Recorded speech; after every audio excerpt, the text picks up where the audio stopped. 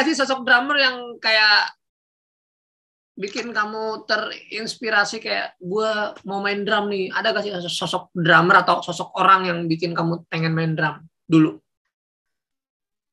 Ada, kalau dari Indo tuh gue suka, ya basic lah, orang-orang pada suka sama Echa Sumantri, gitu-gitu. Terus gue suka sama Rai Prasetya.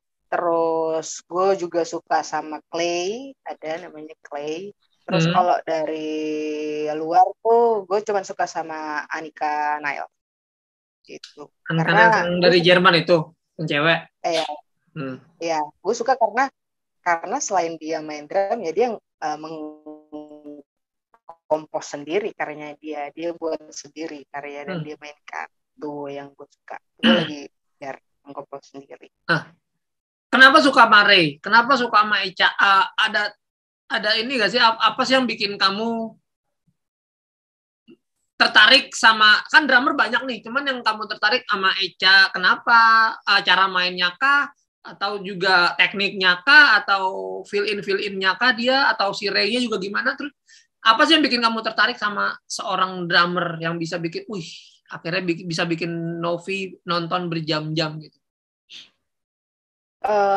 Ya karena emang dia satu jago mainnya, dan apa ya, karena nggak tahu ya, kalau dari dulu tuh emang karena pada zaman itu pas hype-nya orang pada suka ke eca-ecaan lah kayak gitu, apa Eca, jadi ya udah ngikut ke situ. Tapi ya gue juga suka tekniknya dia main. Kalau misalnya dia tuh main, kadang aku suka apa, lihat videonya gitu, dia suka apa ya, ibaratnya kayak ngupas gitu loh, teknik-tekniknya dia suka sharing ke orang-orang lewat YouTube-nya dia atau lewat Instagram-nya dia. Terus ya nggak cuman soal teknik, tapi soal keseluruhan drum set.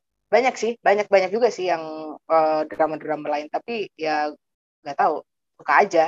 Tapi semua banyak drummer-drummer yang hebat selain Echa dan Ray, banyak drummer-drummer yang berbakat di luar sana. Tapi ya nggak tahu, karena kalau Echa sih emang karena dari dulu didoktrinnya itu, jadi ya suka. Terus kalau misalnya si Ray Prasetya, gue suka kalau misalnya dia lagi main. Nggak tahu kenapa, gue suka banget kalau dia lagi main. Kalau gue nggak beda keyakinan, gue deketin dah tuh. Atau nggak gue sepantaran umurnya ya. Gitu lah, bisa kali ya gue bermimpi. Gak apa-apa lah, mimpi mah gratis. Gak tau, iya, cuman nggak tahu, gue seneng banget lihat dia kalau dia main. Kayak enak aja, dapat aja soulnya gitu. Pertama kali lagu yang kamu bisa mainin saat main drum itu lagu apa? Lagu apa sih yang di kursusan drum di Yamaha dulu. Apa? Itu lagu. Tahu lagu apa? Apa ya, instrumen doang? Iya, instrumen doang, nggak dijelasin judulnya, nggak tahu deh punya di mana ya. Nggak ada tulisannya, jadi cuma ada song 1, song 2, song 3 dan lain-lain. Impian kayak kamu gimana? Kalau aku kan kalau ditanya impian pasti pengennya yang ya settingan simple kayak Travis, kayak satu snare, tom satu doang, lalu ada floornya langsung, terus right cymbal-nya agak naik, hi-hat pun agak naik sentinya, nggak mau ya kan standar segini, aku main jadi segini gitu, terus juga cymbal-nya tinggi-tinggi tuh, itu asik sih. Terus ada bener di kanan juga ada cymbal, terus ada apa Chinese kayak gitu-gitu. Ya itu kayak settingannya ya itu enak banget gitu kalau aku ya pribadi ya, dan itu impian banget. Cuman kalau Novi kayak gimana, sukanya yang tinggi-tinggi kah atau yang pendek-pendek yang dempet-dempet gitu? Kan kalau si Echa yang aku lihat ya, Echa tuh dempet-dempet tuh kalau aku lihat tuh. Kalau aku nggak tinggi, standar lah, nggak tinggi nggak pendek juga, ya sesuai dengan proporsional badan aku, jadi nggak setengah mati gitu, tapi nggak terlalu dempet-dempet juga, nggak terlalu rame lah. Berarti yang simpel ya? Iya, yang simpel. Tapi aku tuh sebenarnya lebih ke kalau kalau main ke drum gitu kan ya semua alat kita bawa sendiri kan. Kalau misalnya udah disediain alat tuh, aku tuh paling merhatiin tuh biasanya dari pedal. Pedal Settingan kenapa pedal? pedalnya, ya enak gak nih, nyaman gak menurut aku, sama kursi tingginya itu. Kalau aku tuh settingannya nggak suka yang pendek, jadi minimal snare sama kursi aku tuh sejajar gitu Jajar. loh.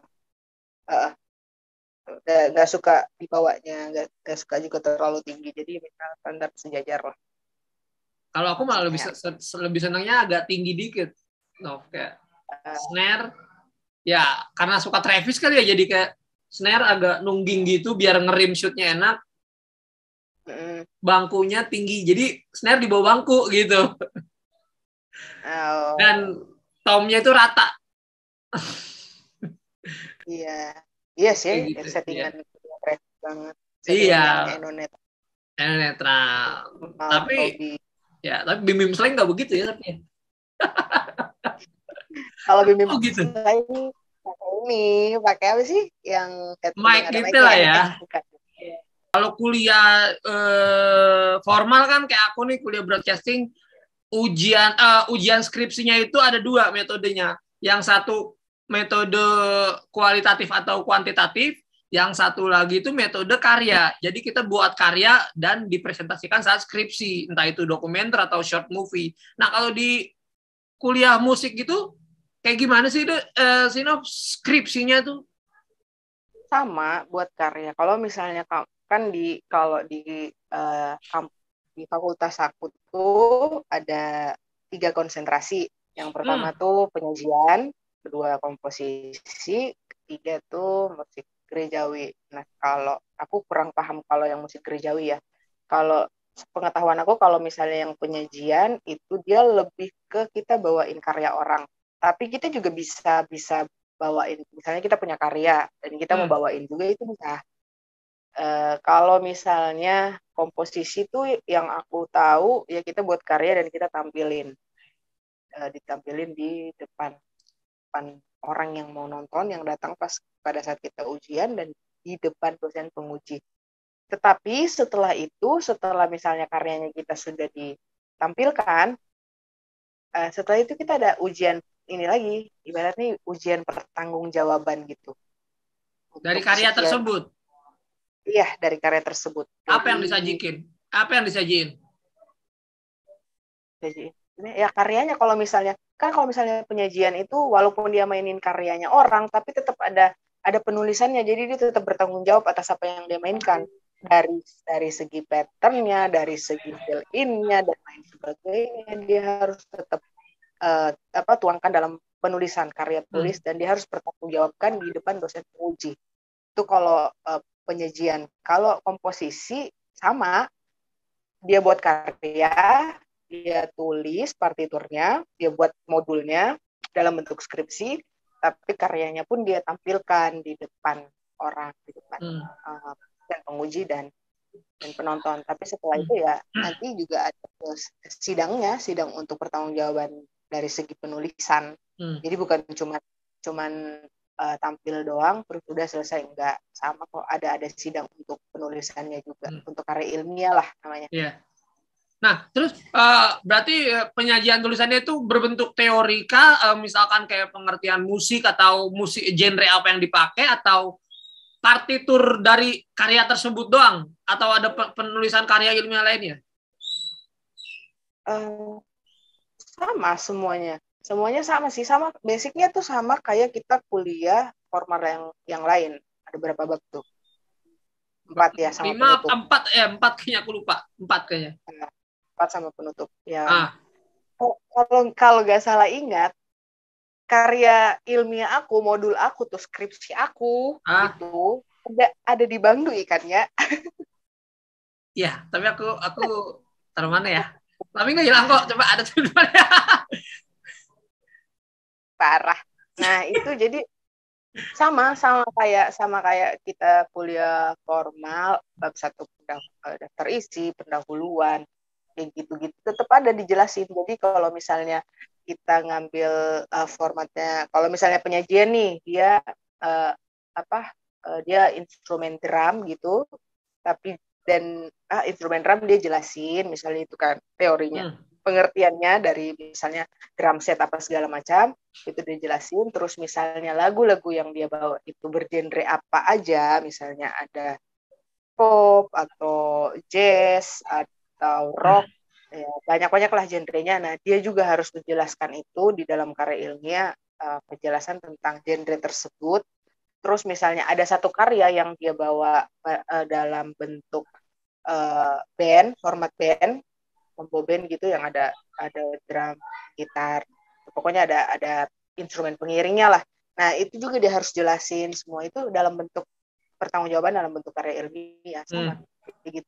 Terus kalau dalam penyajian kan dia mainin lagu orang nih, terus apapun yang dia pukul, ibaratnya apapun yang dia pukul, apapun yang dia mainkan pada saat dia ujian, itu dia harus bertanggungjawabkan dalam bentuk penulisan partitur.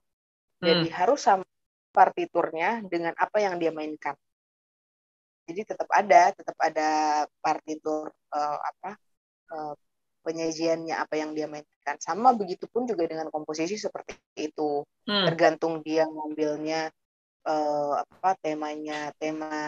tema dari judulnya apa, dari skripsinya, formatnya apa yang diambil, itu dia harus jelasin semuanya. Terus karyanya dia harus dicantumkan juga di itu skripsinya, dia harus ada penulisannya kan, dalam bentuk partitur. Berarti partiturnya tetap ada kan ya berarti ya? Iya, tetap ada. Tetap harus dicantumin. Bukan main.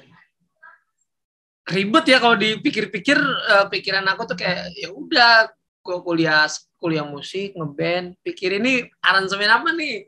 Udah nggak pakai teori-teorian gitu. Pikirannya sih gitu, terus bisa ketemu ke teman-teman sevisi, jalan bareng ngeband, terus jadi anak band, pikirannya gitu kan, terus banyak link kanan kiri gitu. Jadilah musisi kayak gitu dulu pikirnya. Nyata serumit ini ya. Iya.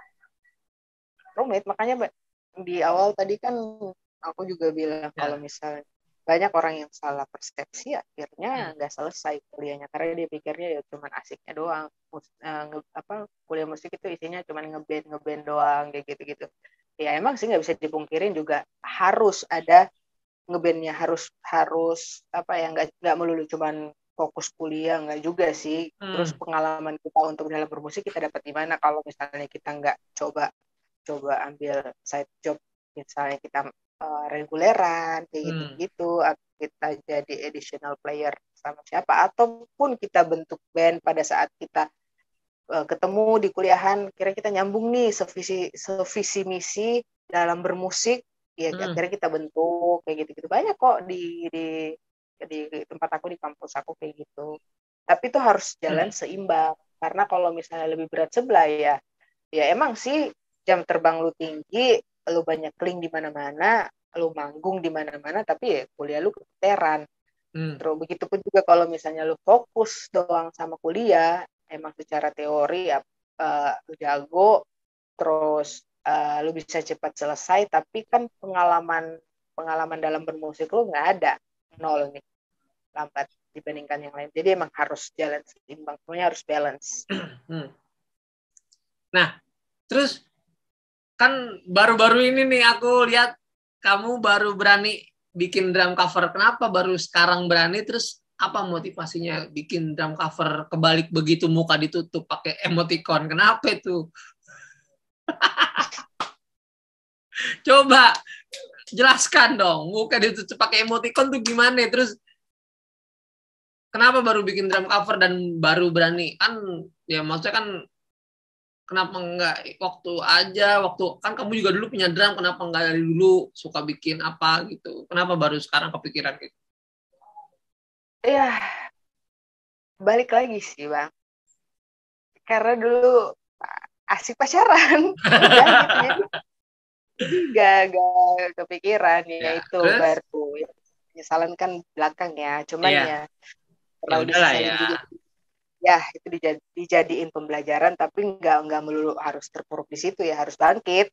Ya kan nggak Iyalah. ada kata terlambat. Iya. Makanya buat sekarang ya, kalau alasannya kenapa baru sekarang, karena ya dulu nggak ada kepikiran ke situ, karena emang lagi asik-asiknya ya nggak ya itulah kebanyakan falling in love kali ya, Hmm. lebih fokusnya ke situ. Terus pikirnya juga waktu gue habis ya, gue udah capek kuliah, capek latihan. Terus awal-awal kan dulu nggak ada alat, hanya ada alat di kampus, di fakultas.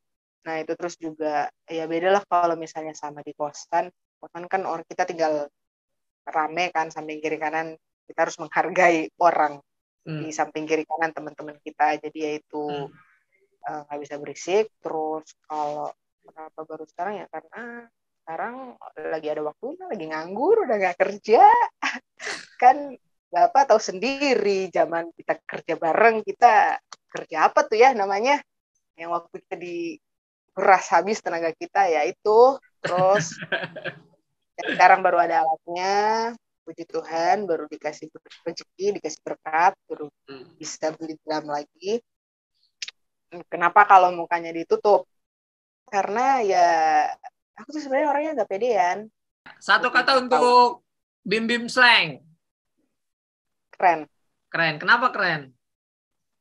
Ya karena jarang aja ada orang yang bisa ngedrum sambil nyanyi. Karena menurut aku tuh kalau kita ngedrum aja itu konsentrasi kita itu udah harus fokus ke drum gitu loh. Jadi agak sulit kalau misalnya harus kebagi gitu. Dia bisa drum sambil nyanyi gitu. Satu kata untuk Gilang, drummernya Kotak. Gilang, drummernya Kotak. Cool. Cool. Kenapa cool? Iya. Dia cool. Aku ngeliatnya dia cool kalau main. Apa ya? Gak terlalu banyak fill in ya. Jadi kayak konsisten dia gitu loh. Jadi dia bisa main, kan ada banyak drummer yang lain tuh kadang rame itu istilahnya dia berapa bar keramaian nyanyi mulu. Gitu. Ya kalau ibaratnya dia kayak nyanyi mulu. Kalau dia tuh cool aja karena dia tahu menempatkan kapan dia harus fill in-nya selalu tepat gitu loh. Emang siapa yang drummer nyanyi mulu tuh siapa? Ada lah, jangan disebutin lah. Jangan disebutin lah. Pilih main dangdut, koplo, atau main punk? Main drum ya? Harus banget nih milih. Ya iya, namanya pertanyaan dari aku. Dangdut, koplo, apa punk? Kan kamu emang dua genre itu yang nggak pernah kamu dengerin tuh. Bukan nggak pernah dengerin, cuman nggak kamu fokusin gitu. Iya, nggak aku dalemin. Ya, apa tuh? Koplo apa drum tuh? Kalau koplo kan begitu tuh. Belum lagi ada gendang-gendangnya tuh. Mungkin punk kali ya. Kenapa, Pak? Ya biar kita bisa collab aja kali. Wah, kan aku nggak terlalu gimana. Tapi kan lebih jago. Situ kan lebih jago kalau pang-pangan. Enggak lah, kamu lah kan. Wih, ini anak mainnya bagus banget. Kalau aku lihat ya, kamu tuh ada fill in dari sosok-sosok Ray kalau yang aku lihat di lagu-lagu yang kamu cover. Gitu-gitunya loh, kayak yang di permainan Tomnya itu kayak ini Ray banget nih gitu. Iya gak sih? Iya. Iya, tahu gak, kayak ini Ray banget nih. Kamu nggak niru, cuman kalau menurut aku tuh kayak ini kayak Ray dari walaupun nggak sama, cuman Ray banget nih gitu kalau menurut aku. Mendingan mana, Dwi Putra Kuncoro apa Bim Bim? Beda sih ya, nggak bisa disamain. tapi kalau jagoan ya jagoan Bim lah kemana-mana. Iya, jauh lah. Drummer sering ada berbagai cara, berbagai tipe drummer yang kayak drummer mainnya ngangap, drummer mainnya mulutnya mingkem, drummer mainnya senyum mulu, kalau nganggap tuh kayak Iqmal contohnya, terus Eno. Terus kalau yang mingkem-mingkem mungkin lebih ke kayak mungkin kalau yang mingkem-mingkem kayak siapa ya main mingkem ya? Aku jarang lihat. Eca mungkin ya. Eca kayaknya nggak banyak gerak. Terus kalau yang senyum mulu kayak Alsa. Nah, itu menurut kamu gimana? Dan kamu mainnya gimana? Kamu termasuk kategori yang mana? Wajar aja sih, itu normal-normal aja karena itu kan ekspresi mereka dalam bermusik ya, nggak bisa lain.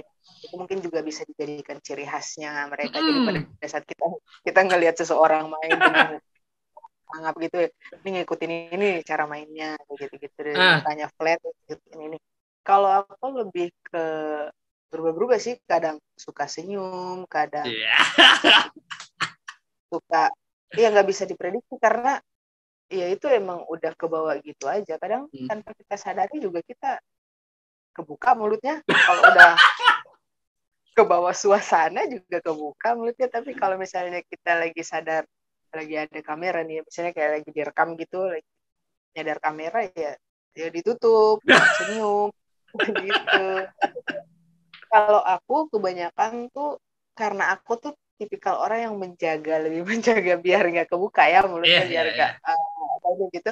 Aku tuh suka gitu kalau suka digituin mulutnya, jadi itu buat menjaga mulutnya. Kalau Bang Dwi kalau main itu gitu sambil main kayak apa ya secara gak langsung dia nyanyiin kali ya patternnya dalam mulut gitu. Nggak tahu, nggak berasa kalau gitu. Iya, emang pada saat kita main kita nggak akan ngerasain itu, tapi pada saat orang lihat yang tahu. Ada gak sih tips atau ya tips lah ya untuk anak-anak yang baru lulus, misalkan dia pengen kuliah musik gitu, terus dia belum tahu nih mau ngambil jurusan apa, terus ada gambaran nggak sih dari kamu untuk mereka-mereka yang baru lulus, dan kamu kan yang udah merasakan kuliah musik nih, itu ada tips-tips atau tips dan trik gitulah untuk mereka-mereka yang masih bingung gitu.